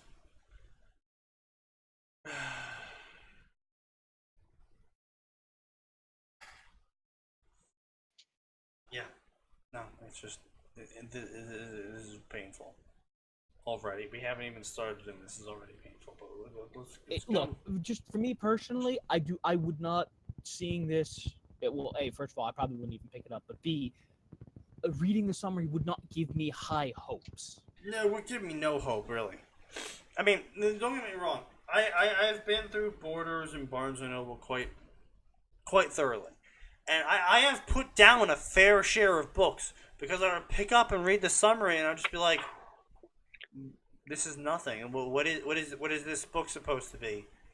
Nothing. This book is nothing. Like, it doesn't ask any question. Oh, will the hero save the day and get the girl? Read to find out. This is basically what half of those summaries fucking were. And it's like, well, I'm going to assume, by the fact that this is a fantasy novel, the answer is yes. Because there's 10 more books in this series. And the hero is on each of the covers. So unless the hero dies and gets resurrected in each book, you know, the answer would be yes. Yeah. Anyway, carry on. She ducked underneath a parked weapon or suit. She ducked underneath a parked wagon and watched the manor house. Okay, look, I get it's medieval times or whatever this author thinks medieval times are like, but like, I'm pretty sure someone would see someone going under a wagon and be like, "The fuck are you doing?" Like if I was walking in downtown Chicago and I saw like out of the corner of my eye, I see someone get under a fucking car, I'm gonna be like, "The fuck are you doing, buddy?" Or even just crouching behind, like, the side of the car. Like, all of these things are incredibly suspicious. And even if you're like, "Oh, I just don't care," someone on that street is going to see you and going to be like, "The hell are you doing?" Because, like, if I see someone, like, underneath someone else's car in the middle of a city, I'm going to be like, okay, there's, like, 6 reasons you're under that car. 5 of them involve death. Oh god, this intro is fucking cringy. Holy shit. Ugh. Anyway, so. Oh, this fucking intro, man. Oh, Jesus Christ. Okay, let's do it. In her arms, she cradled a bundle that she had found in Morzan's garden. She was glad the Red Rider was gone. The servants were saying that he was hunting an old enemy and had been for 20 years. She had a feeling that it was her father, Brom. According to him, they had been apprentices together under the riders of old. She knew all about the legends and truths surrounding the Order and what really happened during the fall. She even knew about the egg her father and scholar friend stole 5 years before she was born. He needed to disappear. Before, after Sneaky, after. Yeah, but after she was okay. He needed to disappear and took her with him to Carve Hall along with Selena, Morzan's wife, and Brom's lover. The only thing she didn't know about her father was where his dragon was. She didn't remember seeing it the 5 years he worked as an agent, and she didn't remember seeing it anywhere around Carve Hall. She focused on her surroundings as soldiers. I feel like I'm missing something. When is this set in the story? We have no fucking idea right now. Because, and I might be remembering things wrong, but they didn't. I'm not crazy, right? They didn't steal the egg. Like the egg didn't get stolen until. Bro, the green egg, the green egg wasn't the Taken's until like post Galbatorix, bro. Yeah, that's what I thought. Okay, I'm not crazy. Anyway, carry on. Yeah, so as I was saying, Isley brings up a Chicago statement, and it actually reminds me. This is a minor derail, and then we'll get back into it. My boss was Irish. It was. He's not my boss anymore. He was Irish, and he would tell me about how when he would visit the local pubs in his area, the bar owner had gotten a new alarm for the microwave, and it sounds like the kind of cheapo alarm you would stick on a pipe bomb. Okay. And so it goes off, and everyone in the bar fucking just dives. Because they're all Irish. From Ireland. During the time of the IRA. Ah. Well, that must have been fun for them. And they were all, like, not everyone, but, like, a majority of them. And when you start seeing a majority of the room, diving for cover, you kind of do that too? I mean, yeah. Anyway, Yeah. What is the point of this? Nothing. Isley was just making a Chicago joke. If you see someone crouching underneath a car in Chicago, you start shouting bomb, bomb in the car. No. See, Chicago is far more subtle than that. You're gonna go into your car, well, depending on and cut your brake lines. City. Yeah, no, but that's what they'll do. They'll just be like, "Hey, we'll just cut his brake lines." Like if you're going down like 4th and Wabash and your brake lines are cut, you're dead. That's it. You're dead. You're gone. No one's gonna stop for you. Anyway. She focused on her surroundings as the soldiers ran past the wagon she was under. That's a fucking low-riding wagon, Jesus Christ. Over the last 2 years, she has been working as a spy in Morzan's household. She had been passing through the garden when she noticed a strange stone in the garden of Morzan's house. Yep, checks out. Carry on. It was a part of the garden she was new to, and she had just been ordered to start keeping it. Morzan's son didn't like having her in the castle, claimed she reminded him too much of his lost mother, who he had known for 4 years. She had been missing for 16 years. Wait, so she's Celine's and Brom's son, or a daughter, or I don't know. who did Brom fuck this time to produce this child? Because it was Morzan times Celine that made Murtagh, and it was Brom times Celine that made Aragoon. And so who fucked Brom this time to make Mary Saphira. Suchan? Clearly it was Saphira. Oh yes, of course. She's gonna reveal her half dragon status soon. I can just feel it. Anyway, on with the show, unfortunately. Blah blah blah blah blah blah blah. Missing 16 years. Blah blah blah. Selena. Wait. What? The last she had seen of Selena, she had been kissing her father goodbye after giving birth to her son. Wait, who was giving birth to whose son? Wait, what? Okay, I think we've gone back in time now? The last she had seen of Selena, she had been kissing her father goodbye in the dead of night after giving birth to her son. Is that Aragon Wait. then? Her father is Brom.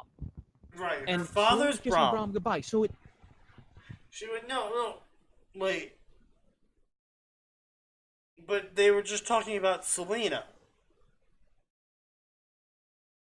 The last she had seen of Selena, comma, she had been kissing her father goodbye. So, by the way English works, she and her would be referring to Selena now. correct. Right after giving birth to her son. But see, that's the thing though, is you could make the argument, oh, well, the author just doesn't know grammar, and they're actually still talking about it from her point of view. From the Mary Sue's point of view. Mary Sue had been kissing her father goodbye in the dead of night. That was the last time she ever saw Selena. But then they go on to say, right after giving birth to her son. And so because no new pronoun, no new noun has been mentioned. Yes, it's still talking about Selena, at least according to the laws of English. Or alternatively, if you're going to make the argument that it's the main character who's kissing their father goodbye, then the main character would have just given birth? I am almost positive the author's referring to Selena, Sneaky. No, I'm aware. I'm aware what the author meant to say is you're that just the main... talking about how they don't get English. Yes. Yeah, got it. now they Great, didn't move on. English properly. And like I had to sit there and actually pick apart the fucking sentence to even understand what the fuck they were talking about. Yeah. Anyway. Once the soldiers were out of sight, she crawled out from under the wagon, supplies and horse, 3 months journey. Now she had to conceal a stone. He paced her living room. His daughter, Briar, had not contacted him like she promised to. It had been 2 years, and he grew more worried by the day. Really, more worried by the day, but it's been 2 whole years, and now you started pacing? Yeah. Asking about her. We're chosen to go to them. First year, she talked through the spiel mirror. He hadn't heard from her since then, though. She remembered. Blah, blah, blah, blah, blah, blah. Nothing important. Blah, blah, blah. The character's physical description is introduced in a actually good way of having the father reminisce on the daughter because of the now dead mother and being like, oh man, she looks so much like the wife. But she has my, like, you know what? She's got my spirit. Props to the author for that. Yeah. It's actually decent. But Jesus fucking Christ, your story is confusing and boring.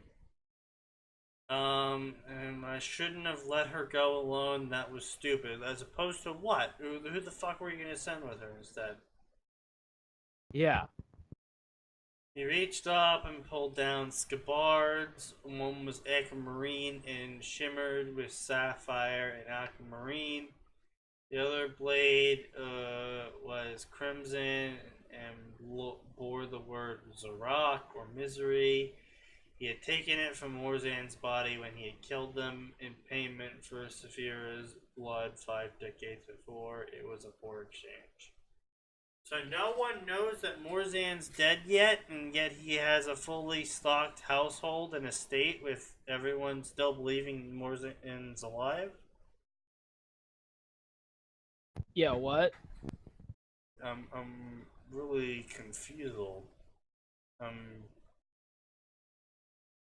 This story is just so bad. I'm moving on. Alright, Tales of King John. Let's go. We're gonna full cancer. Heidi ho, kiddos. Heidi fucking ho. Wait, what? Oh, we're just done, are we? No, we're going full cancer.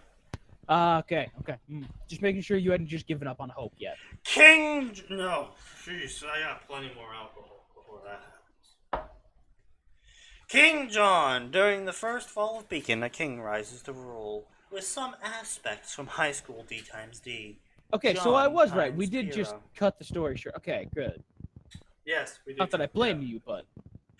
I mean, I think that's what I'm going to do from now on. If I just get bored with reading a story, I'm just going to move on.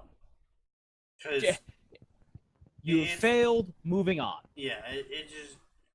MC had said Morzan recently left to confront Brahm, so therefore Brahm just killed Morzan. Except the problem there is...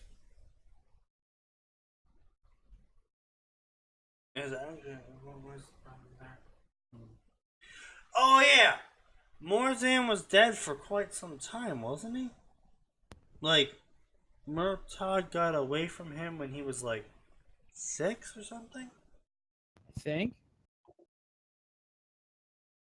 Anyway, point being, I think the author got their time scale wrong. No, because, look, Morzan, because the servants were saying that he was hunting an old enemy and had been for 20 years. Yeah, that's what I'm saying. I'm pretty sure the author got the time frame wrong. I just don't feel like it's the right time. I mean, I may be wrong. Anyway, but we're just moving on. We're done. Yeah. Alright, so this is King John. As always, you can find it in the description down below. Well, technically, yes. You can find it in the panels / description down below. That leads to the Discord, which leads to the fanfiction. Or you could just listen to me ramble along for this. Because that's what you all came here for. It was the battle between Cinderfall and Pyrrha. Cinder wanted to be the Fall Maiden, so she could bring up one of the evilest beings in all of Remnant. Pyrrha wanted to stop her, so they were going at it.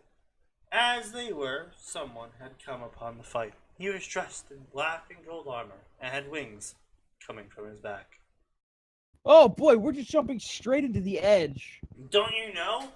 John is actually, what's their face from Diablo?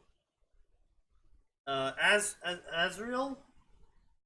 Oh, yeah, Azazel? yeah, I know who you're talking about. Azazel or something like that, right? Yeah. Anyway, throw up the banner, Sneaky. It's not edgelord that yet, though. It's just Fine. dumb. I'm sure we'll get there. Oh, I'm sure we will. I got here before it's too late, he thought. He came upon up to the fight. Perfect timing, King Boy. I hope it doesn't come down to me having to wait until she dies. But of course, the king's luck runs true. Yes, now you die, maiden, said Cinder, with that Pyrrha was hit and died. What? Okay, so you're here. You're watching, but you're just gonna wait till she dies. No! Screamed a voice. She looked over and saw him. Sneaky, I demand you do an accent for the rest of this. Oh, don't worry, I will. My name's Cletus. You're too late, hero! Not the accent I was expecting, but go for it. Sneaky, I think when you get further on, I think you'll see the accent I was going to expect you to go with. Oh, the Reverend accent? No, not the Reverend accent. Well, then we're just gonna have to deal with Cletus in the meantime. She said that was when the hero smirked and pulled out his queen chess piece. And what artifact is going to do to stop me? This isn't an ordinary artifact, this is an evil piece. He went over to Pyrrha and placed it on her chest, and thanks to you, you just gave me my queen. And just then he held out his hand, pawns! And just then, beings dressed in armor appeared. Protect your king and queen. They nodded and went to attack Cinder. When you get where you're going, you have my permission to promote yourself into what you see fit. You think they will stop me? Said Cinder. Okay, why is the author doing this? Like, is the author doing? The author has to be doing this on purpose, right? Do they know the way? No, but seriously, like, the author has to be doing this on purpose at this point, right? One can only hope. Trust me, they can and I will. And now, if you don't mind, he turns back to Pyrrha and hovered his hands over her body. I, John Alexander Rock, head of the Alexandria clan of the 72 clans, command you Pyrenicos to rise and become my queen. Serve me to the best of your abilities till the end of time. Wait, have we actually covered this before? I don't think we have. No, I think Isley's right.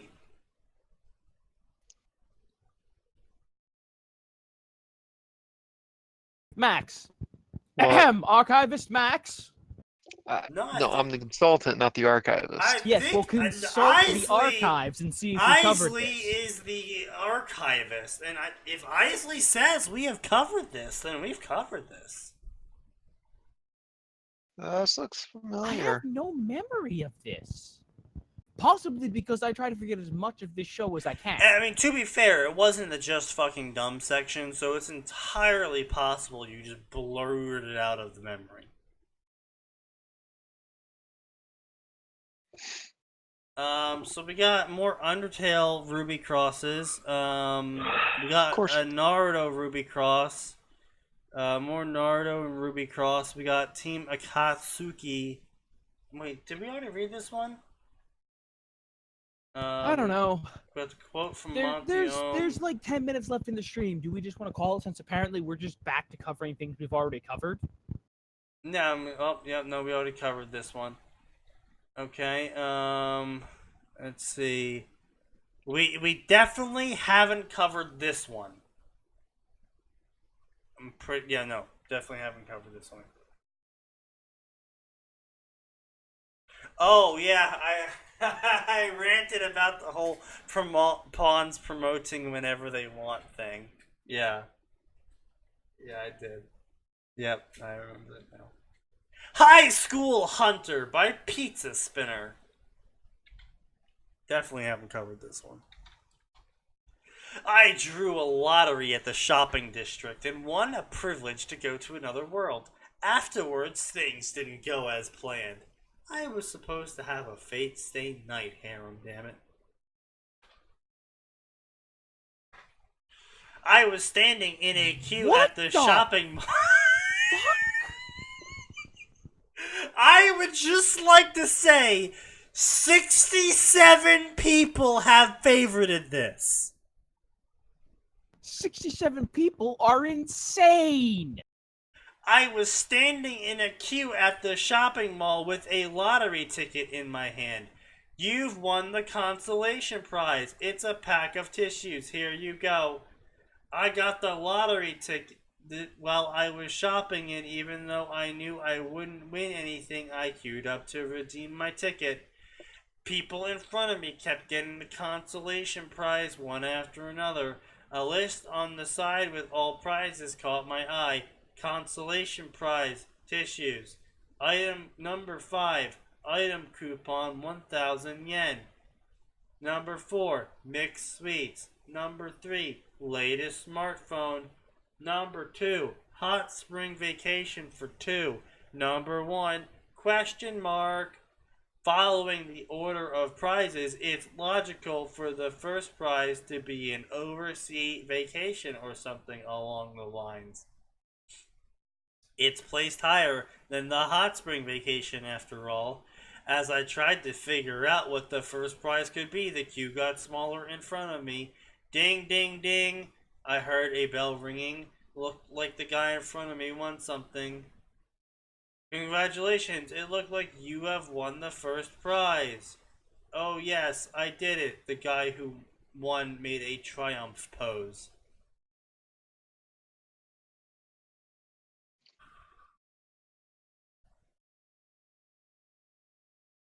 Triumph pose. Well then, we will give you more details about your prize, so please follow me inside. Alright. He was then led by the staff into the store. It was my turn now. What comes after the first prize? The staff put a big cross mark at the first prize using magic pen. I've lost the first prize even before I could redeem my ticket. Never mind, it looked like there was still the smartphone available. Didn't sound too bad. After I gave my lottery ticket to the staff, I started spinning the lottery machine. Gara, gara, gara, goto. Ding, ding, ding. The staff rung the bell once again. I've won? Seriously? I was shocked. Never before had I ever thought of winning something. I looked at the ball that came out of the lottery machine. It was painted in the colors of the rainbow. I turned my head into the direction of the premium prize list to see what kind of prize this would get me. The first prize was a gold ball, the second prize was a silver ball, the third prize was a red ball, and the fourth and fifth prizes were blue and yellow balls. The prize for rainbow color ball was nowhere to be seen. What prize do I get with this? I gave the staff a questioning look while holding up the ball. That's the hidden prize. Congratulations, you have won the great hidden prize. You win the gay ball. You're homosexual now. Really? Oh my god. Okay, sis. Why do you have to read that kind of stuff out? It doesn't help at all. The people around me started to clap as I looked around. Well then, we are going to give you more details about the hidden prize. Please go inside. Okay, the staff led me into the lottery booth. I was excited. What kind of details are they going to explain to me? It is if this was Chicago, the rarest prize would have been they take you in the back room and they harvest your organs. Yeah. When I got inside, I saw the man who won the first prize earlier. They have prepared another slot machine as well. The man from earlier pulled the trigger and 2 balls came out of the machine. It seems to be tentacles. Is this a usable skill by any chance? Yes, you are correct. Great. I will begin the transfer now. I didn't understand a single word. Transfer? What were they doing? What was going to happen? I would be more concerned with the tentacles! Yeah, this is, Go look, on. I'd be freaking out, yo. No, I would be mildly freaking out, yeah. Like, there's no other way to say it. I'd be like, what did you give me? Why am I high? What is going on? I want out. I want out right now. Why does he have tentacles now? A bright light suddenly burst out of nowhere, and a glowing pattern which looked like a magic circle was formed on the ground where the man was standing. Then the man disappeared. What just happened? And I won the hidden prize. Oh, is that so? I'm so sorry. The staff member took a bow. Congratulations on your win from me as well. I shall explain to you the prize in detail. For the premium prize, just like the man who won the first prize earlier, you have the privilege to teleport to any world. Excuse me, what did you say? You have the privilege to teleport to another world. This isn't a bad joke, Kid, right? you just You saw literally someone just head saw just- someone vaporize in front of you. I really wouldn't be guessing what's going on here. Honestly, if I went to the mall and I got a lottery ticket and I won the first prize, and the premium hidden prize, sorry, and they didn't tell me congratulations, you're gay now as a joke.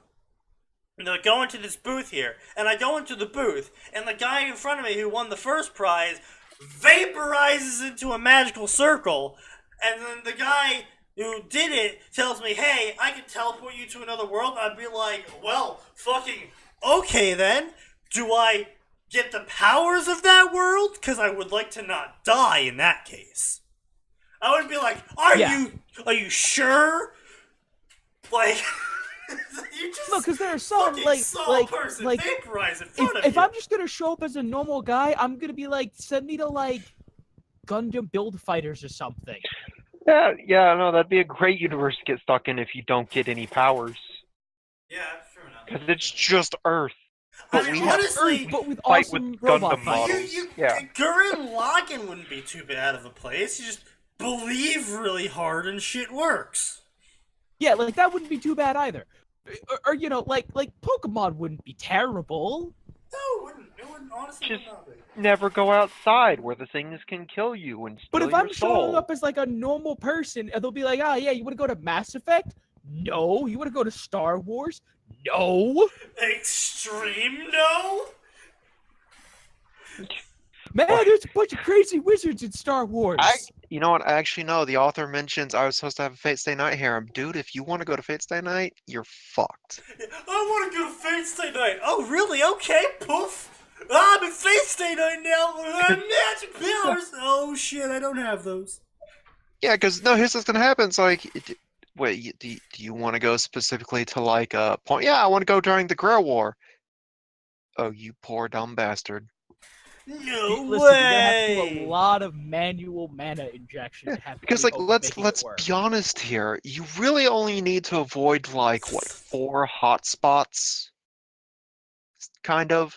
Like everywhere else is basically just the same. No. You still also have the problem where the random, on the off chance that one of the Maguses find out that you're from another world, they might just slap a ceiling designation on you to dissect you.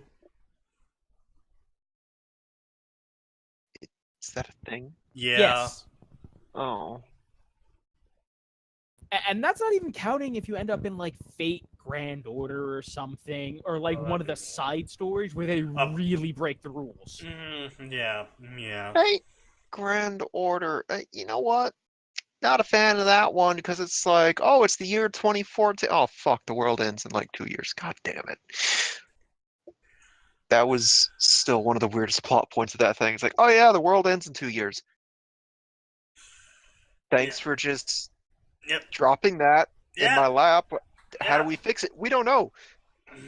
Good. Anyway, Good. Are you kidding me? Nope, I'm totally serious. I'm finally gonna get my Fate harem, screams protagonist mentally. Did they actually write out protagonist? Yeah. It's right there, screams protagonist mentally.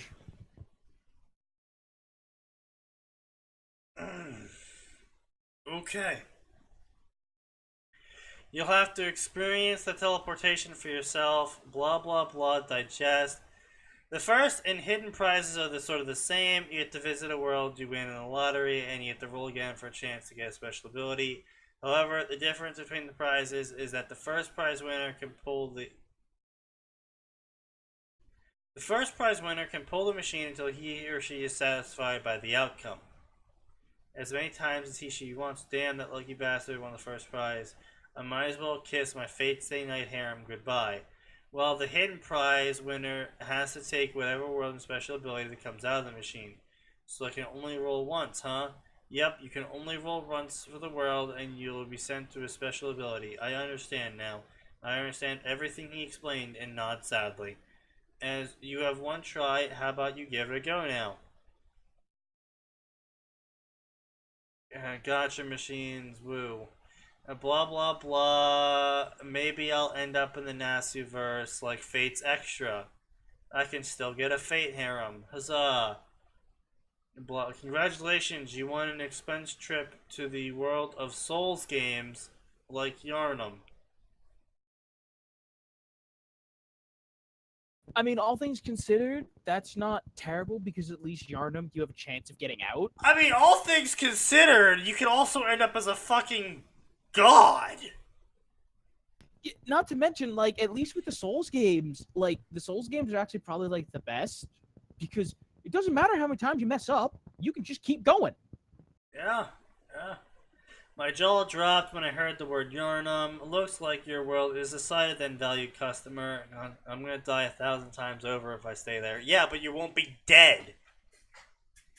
Well, I mean, Like, that's oh But god. assuming that he gets chosen as a hunter, how does he know he's not going to show up as a villager? Oh. Well, if you're Hold on. Max, if you're Wait a for villager, it. just keep a light on in your window and don't go outside. And if someone knocks on your door, be nice to them and ask if there's a place you can stay. Oh, wait for it.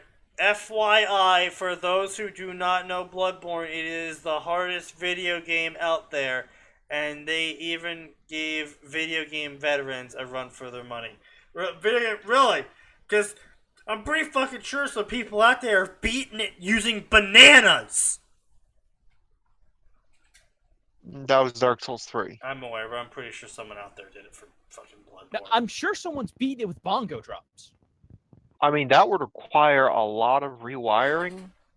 Okay, Dude, but look, they've look, done it for look, things Max, like Dark Souls 1 Max, and Dark Souls 2 and Dark Souls someone 3. They can do rewired it for Bloodborne. bananas to be inputs. Sneaky, I could do that. Max, Not the that point hard. he's making is that people have beaten Souls games, all of them, with all No. manner of absurd and ridiculous control schemes. Yeah, here's the thing, though. I'm more impressed by the asshole who's like, oh, I'm going to find a way to make these bananas readable by my PS4. There are specific boards you have to get that are not easy to get your hands on sometimes. Look, the bananas are the impressive part. Anyway. In fact, the banana's a heck of a lot easier than, say, Donkey Kong bongos, because you can put as many bananas as you want down to get a control scheme. Like, Jesus fucking DK Christ. bongos, you've got, like, what? 4 buttons, left bongo, right bongo, and, like, 2 in the middle. You could splice in 2 more for a full suite. What but is I'm your not face sure value how customer? enjoyable that would Is be. world not to your liking? Staff member said with little concern. I began to cry anime tears and explained to staff member what I planned Look, originally. it's 803. This is stupid. Yeah, The look, story we're is right at the stupid. end, okay? The premise is stupid. Can we This just whole stop? damn thing is. I don't even have words to describe how awful this is. That Well, kind just of try. predicament. That predicament is indeed valued customer, but crying not valued customer, there is still a chance for you to achieve your fate harem. You mean I'm going to be able to reroll? No rerolls, but you can choose to go to random world once you complete objectives of world you won in lottery. It just matter if you're lucky enough. To world of fate you speak of, valued customer. Just try it out, valued customer. Thank you for letting me know my dream is not dead.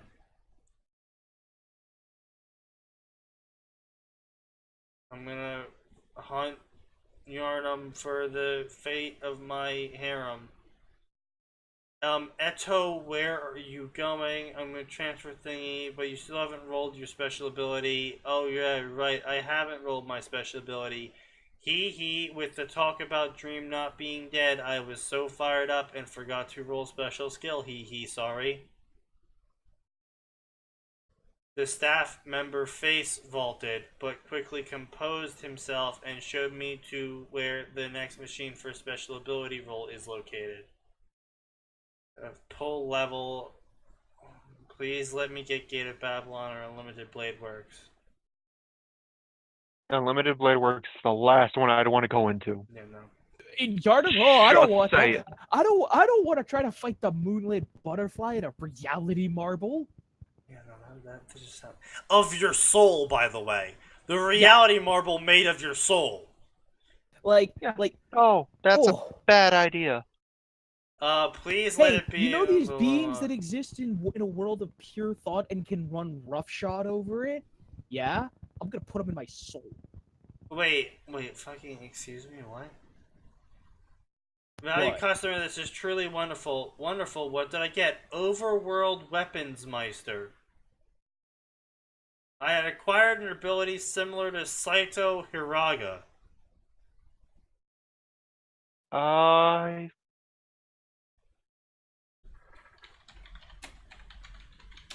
should know that one. What the fuck is Saito Hiraga? Oh! Oh! God, it's been a while since we thought about that. Yeah, Familiar Zero. Wow. Right, Saito. Yeah, Saito. I forgot he had a second. I forgot he had a full name. Yeah. Anyway. Okay. Well, thank you everyone for joining us this far. Remember, spread the word about our podcast so we have more people in here, which means more people talking, which means less us reading shit fics. I mean, everyone wins. Anyway, hope you all join us next time. Everything is going to get archived to the YouTubes. And beyond that... Once again, a friendly reminder to leave the people who write these things alone. Yes. Because we are not in the business of supporting, endorsing, or condoning harassment. And we never will. So don't be an asshole. That's our job. That's what we're doing. That's harassment. I choose not to see it that way. I choose to see it as educational playwriting. Oh, just get on with it. Yeah. Thank you. Thank you all for joining us, and come back next time, because remember, there's always more, and it always gets more.